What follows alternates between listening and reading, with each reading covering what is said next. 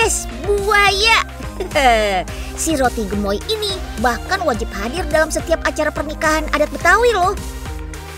Nah, belakangan si roti buaya yang biasanya tampil gahar dengan warna coklat disulap jadi kekinian dengan aneka rasa filling. Kalau pengen icip, melipir aja ke kawasan Blok M Jakarta Selatan. Mending kita intip cara bikinnya aja yuk teman. Makan roti buaya, dengar lagu kita,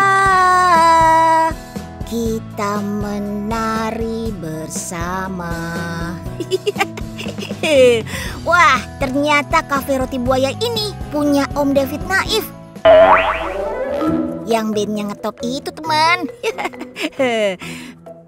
Om David, lihat nih buaya buatan Unyil. Keren kan? Nyil, kok jadinya kayak cumi? Ini mah cumi bukan buaya. Ini nih kayak gini nih. Tuh. Tuh, roti buaya kayak gini dong Unyil. Oke? Wah, ya. Tis Om David, gak apa-apa deh ya Om. Kan buaya sama cumi sama-sama hidup di air.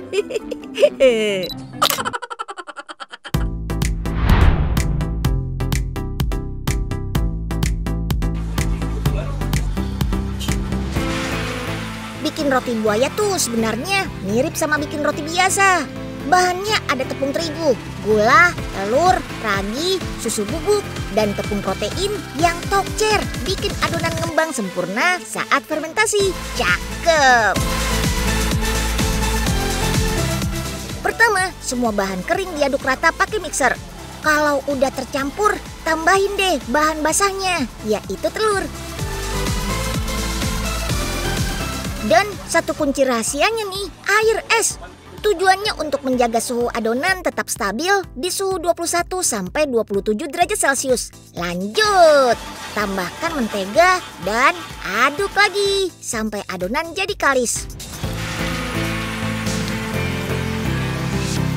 Kalau udah, kita potong-potong deh adonannya.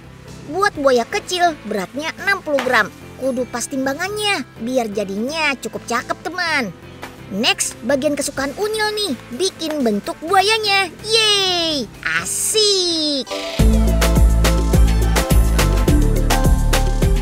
Nah, biar si roti buaya nggak jadi cumi kayak Unyil tadi, gini nih cara bikinnya yang baik dan benar. Potong adonan jadi 3 bagian, gulung-gulung sampai jadi kaki depan, belakang, dan badan buaya. Terus buntutnya jangan lupa dibengkokin. Bagian moncongnya dipipihkan juga ya teman. Di awal bikin gini kelihatannya emang kecil, tapi kalau udah didiamin bentar di dalam mesin proofing, bakal ngembang jadi gede. Tuh bener kan? Lanjut, bayi-bayi buaya ini disemprot air, biar si Choco Chips ini bisa nempel jadi mata mereka teman. Next, ini juga step penting nih, bikin tekstur kulit buaya. Caranya digunting-gunting gitu teman. Harus yang udah jagoan nih, biar hasilnya sama plek-plek sama kulit buaya yang kasar, tebal, dan tajam gitu. Terakhir, tinggal di oven aja sekitar 7 menitan. Wih, wanginya nyebar ke seisi dapur teman.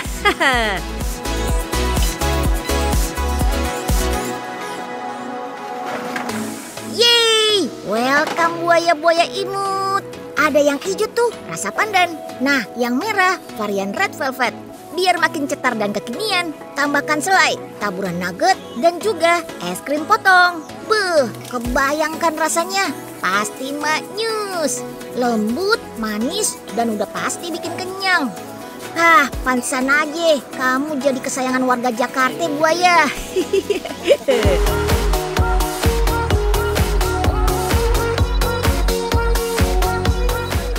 Di kafe ini gak cuma bikin bayi-bayi buaya teman. Tuh lihat, kakek buyutnya juga ada loh. Gede, semeter. Si roti buaya jumbo ini bisa ngabisin sampai 2 kg adonan teman. Karena biasanya dihidangkan di pesta adat Betawi, terutama pernikahan. Yes, roti buaya nih wajib jadi seserahan keluarga pengantin laki-laki buat gadis pujaannya sebagai lambang kesetiaan. Karena ternyata faktanya buaya hanya punya satu pasangan seumur hidupnya. Mereka nggak bakal cari yang baru meski pasangannya mati atau menghilang. Wow, so sweet banget ya. Jadi salah total tuh kalau ada yang menyebut bad boy sebagai laki-laki buaya.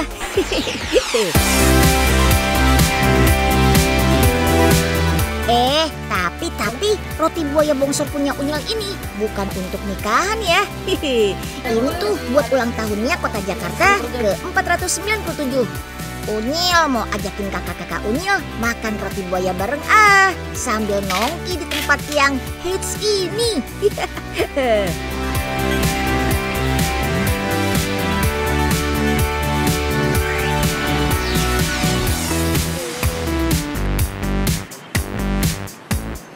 Unyil dan kakak-kakak semua mau mengucapkan selamat ulang tahun Kota Jakarta yang ke-497. Yeay!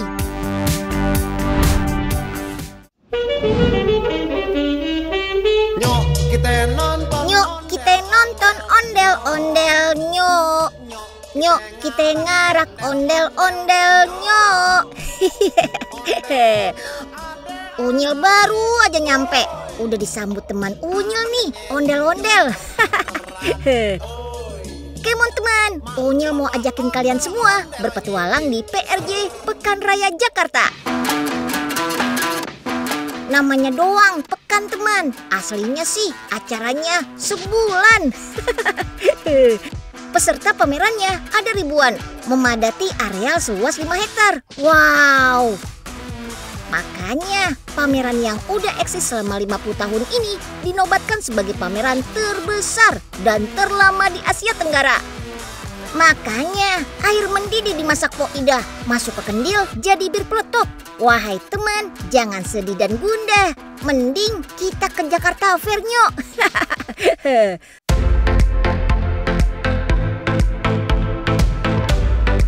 Waduh, rame banget teman. Ya iyalah, catatan tahun lalu aja ada 2,5 juta orang seseruan di sini. Unyil bisa hilang deh nih di sini.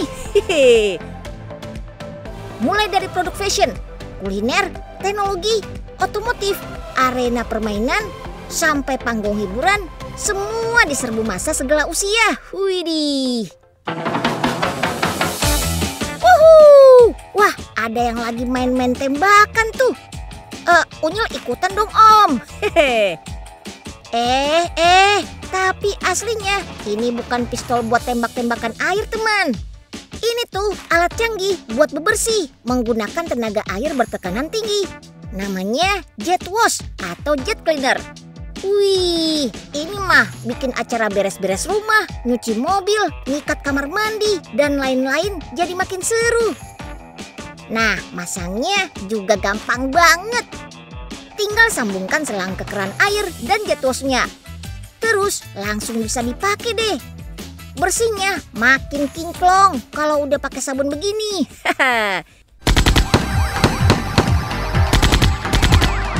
Ayo, serang semua kotoran yang jadi musuh bebuyutan kita.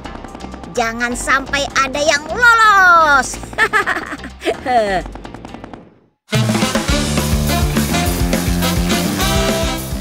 Nah, ada lagi tuh yang rame-rame teman.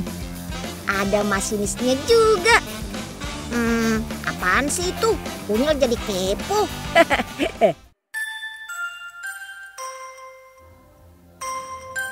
Para penumpang yang terhormat, masinis Unyil akan segera mengoperasikan LRT Jakarta tujuan Velodrome. Penumpang dimohon segera bersiap. Keren kan Unyil kalau lagi jadi masinis. Larilah cepat, hai kereta apiku. Yes, makin keren lagi karena Unyil langsung bisa merasakan serunya nyetir kereta di tren simulator ini teman. Tenang aja, nggak bakal jugijak-gijuk kok. Karena emang aslinya si kereta bisa jalan mulus di atas kontur trek. Bahkan aman banget saat manuver di tikungan tajam. Nah, semua tombol kontrol operasional ini benar-benar sama plek-ketiplek kayak di kereta aslinya teman. Ada tombol rem darurat, buka tutup pintu, sampai wiper otomatis saat hujan. Cakep banget. Terima kasih Om Masinis, Unyil jadi nambah ilmu baru nih. TRJ emang gak ada matinya. Lihat nih teman. Ruang instalasi ini menceritakan kota Jakarta yang bersinergi dan hidup berdampingan dengan alam. Ruang imersifnya lebih seru lagi teman. Ada visual taman dan hutan kota, waduk dan sumber daya air. Canggih nih, pakai sensor sentuhan juga. Kalau kita sentuh layarnya, langsung deh muncul kerlap-kerlip di mana-mana. Kita jadi kayak lagi di serbu kunang-kunang nih.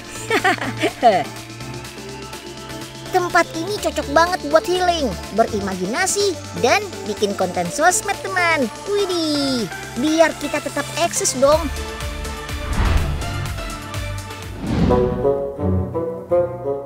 Teman, namanya juga Jakarta lagi ulang tahun ya kan? Masa iye kita kagak ngicip cemilan Betawi paling legend sejagat raya? Kerak telur teman.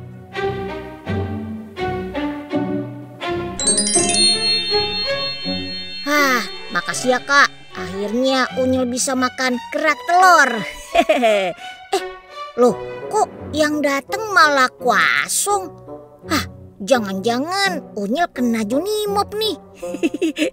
Temannya April Mop.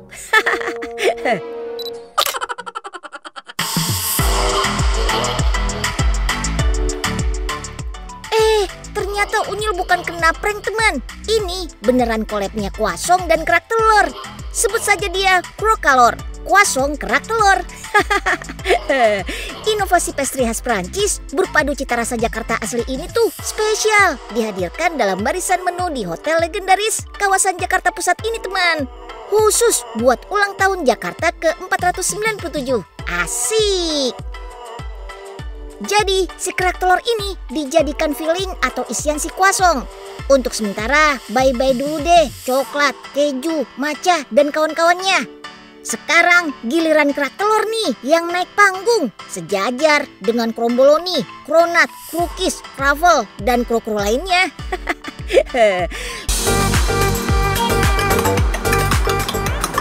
Yuklah nggak pakai lama, kita bikin dulu kerak telurnya. Pertama, kocok telur, lalu masukkan beras ketan yang sudah dimasak. Aduk-aduk-aduk. Tambahkan garam dan merica. Terus masak deh di atas wajan. Jangan lupa kelapa sangrai alias rundengnya. Tahu-tahu udah matang aja nih. Angkat dulu. Next, kita siapkan adonan Kwasong setebal 3 mm. Yang persiapannya butuh waktu 7 jam teman. Adonan kudu lolos proses laminasi atau pelipatan, penggilasan, penipisan, dan pendinginan berkali-kali. Semuanya demi bikin si Kwasong bisa mengembang berlayer-layer tipis nanti pas matangnya teman. Kalau semua udah ready, kita siap buat collab teman. Kita oles dulu si bintang tamu kerak telur pakai selai coklat hazelnut. Terus tambahin serundeng sampai tumpe-tumpe begini. Kalau udah, taruh deh di atas adonan Kwasong. Lalu lipat dan kunci, biar ketika di oven gak jebol isiannya teman. Jajarin, lalu biarkan mengembang sekitar 1,5 jam teman. Kalau udah, baru deh oles pakai kuning telur dan sayat tipis atasnya. Terakhir, siap deh di oven selama 30 menit di suhu 180 derajat Celcius.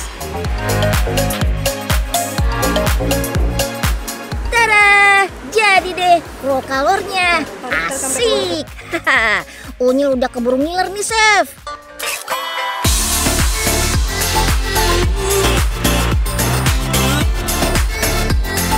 Kalau disantap pas anget-anget, krenyesnya perfecto. Si Kwasongnya renyah di luar dan lembut di dalam. Gurih dan manisnya cakep banget. Kwasong dan kerak telurnya nyatu banget. Jempol deh chef.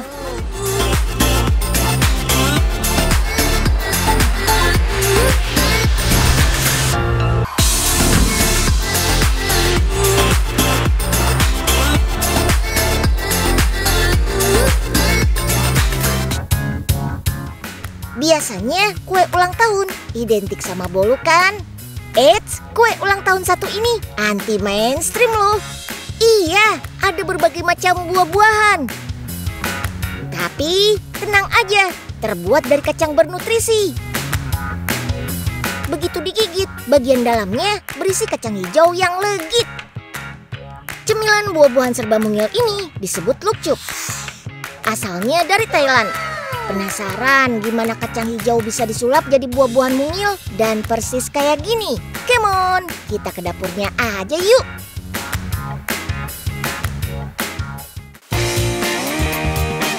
Bahan utama kacang hijaunya perlu dikukus dulu nih.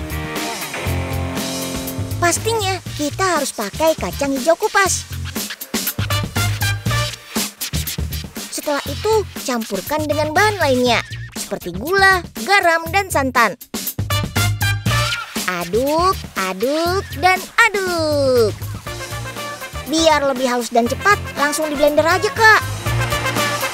Ini belum selesai ya. Pure kacang hijau harus dimasak dulu sampai mengental dan lebih padat. Setelah adonannya padat dan dingin, baru deh kita bentuk-bentuk. Mau bentuk cabai? Bisa. Mau bentuk manggis? Bisa. Mau bentuk jambu mete? Bisa juga dong. Setelah terbentuk, biar tambah kinclong, celupkan ke agar-agar. Dan jadi deh.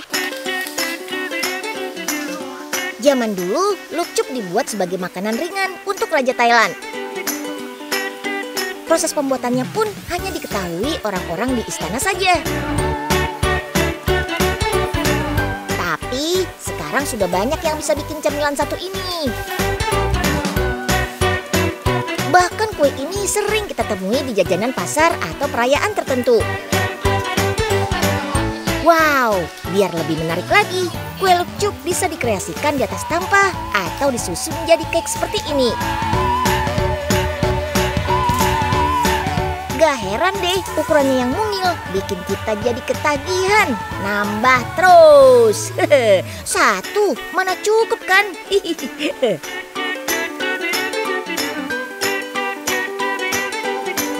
Karena dengan ukuran semungil ini, makanan bisa disantap dengan sekali. Hop.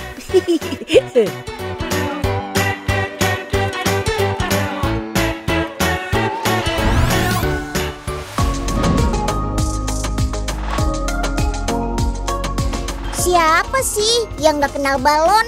Balon itu ternyata punya sejarah yang nyeremin loh. Dulu balon dibuat dari bagian kulit hewan yang sangat tipis. Suku Aztec di Amerika Tengah biasa memakainya buat sesembahan dewa mereka. Tapi lain dulu, lain sekarang. Di zaman modern ini, balon justru banyak dipakai untuk hiasan dekorasi yang bikin pesta ultah jadi ceria. Apalagi kalau ada yang meletus, duar, pasti makin meriah deh.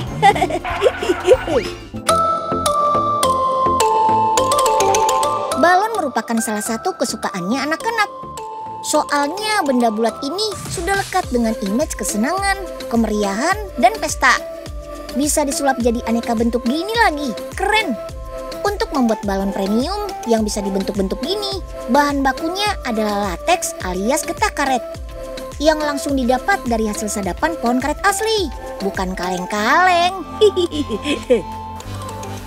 Karet-karet ini akan dimasak terlebih dahulu menggunakan alat khusus, kayak bikin adonan gitu deh. Bahan baku karet mentah memang harus cepat diolah ya, karena kalau dibiarkan lebih dari 6 bulan, nanti bisa busuk akibat pertumbuhan bakteri. Ini yang bikin baunya jadi nggak enak. Adonan balon akan didiamkan semalaman sampai dingin.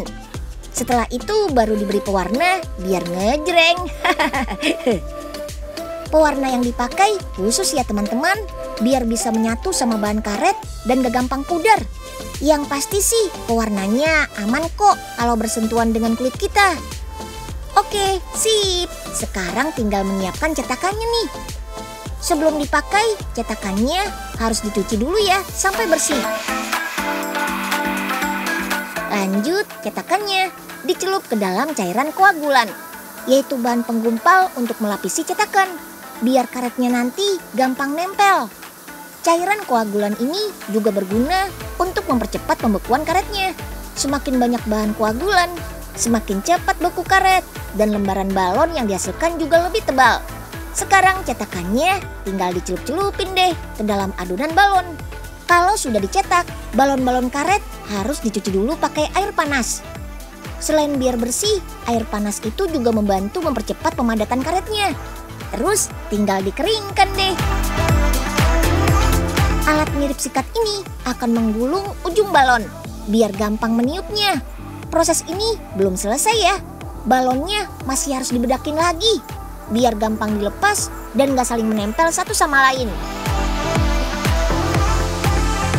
Terus proses melepaskannya juga pakai semprotan udara tuh. Kan lama kalau diambilin satu-satu pakai tangan. Oh iya, gak semua balon yang sudah jadi ini kondisinya bagus ya. Kadang ada juga yang robek atau berlubang karena kesalahan cetak atau pas mengambilnya. Jadi perlu dicek lagi deh kualitasnya satu-satu. Oke deh, sekarang Kak Nico mau ngajarin kita membuat aneka kreasi dari balon nih. Dia ini seniman balon hebat loh, bisa membuat beragam bentuk dari balon dalam hitungan menit. Tuh, lihat aja gerakan tangannya cepet banget. Dan hasilnya jadi kayak gini nih. Waduh, ada unyil raksasa juga. Tapi peci unyil nggak setinggi itu juga kali Kak. Iya kan teman-teman? Nah, ini dia nih, salah satu karya anak bangsa yang patut dibanggakan. Para seniman balon ini membuat dekorasi budaya dari 4 daerah, yaitu Nias, Yogyakarta, Bali, dan Maluku yang semuanya dibuat dari balon. Ciri khas Nias digambarkan lewat pelompat batu ini. Sedangkan Yogyakarta ada stupa Candi Borobudur, Tugu Jogja, dan panggung yang bertema keraton. Terus ciri khas Maluku ditonjolkan dari kehidupan bawah lautnya yang keren. Malahan ada karakter peselancarnya juga loh. Dan kalau Bali diwujudkan dengan gerbang gapura berukiran barong, serta karakter penari kecak dan pendet. Wih, mantap banget kan? Siapa sangka ya, hanya dengan kreasi balon, kita sudah bisa memperkenalkan kekayaan alam dan budaya Nusantara loh. Di Indonesia, acara syukuran atau perayaan biasanya dilengkapi dengan tumpengan. Meskipun termasuk makanan tradisional, tumpeng juga bisa loh dikreasikan dengan tampilan yang berbeda. Contohnya tumpeng tart ini nih. Berbeda dengan tumpeng tradisional, nasi kuning ini dicetak berbentuk seperti tart. Istimewanya lagi, tumpeng tart ini menggunakan beras analog yang terbuat dari singkong dan jagung. Dibandingkan beras biasa, beras analog lebih sehat. Singkong dan jagung yang akan diolah menjadi beras sehat sebelumnya diproses terlebih dahulu menjadi tepung. Tepung tapioka banyak mengandung nutrisi dan zat besi yang dibutuhkan oleh tubuh untuk menghasilkan sel darah baru serta melancarkan sirkulasi darah. Sedangkan tepung jagung mengandung antioksidan yang dapat menjaga kesehatan jantung. Wah, perpaduan yang baik untuk tubuh kan? Mantap! Masukkan semua bahan baku ke dalam mesin mixing.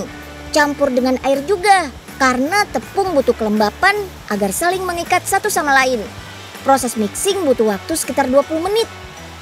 Setelah tercampur, bahan baku harus di-steam pada suhu 60 derajat Celcius agar terjadi proses pergelatinasi.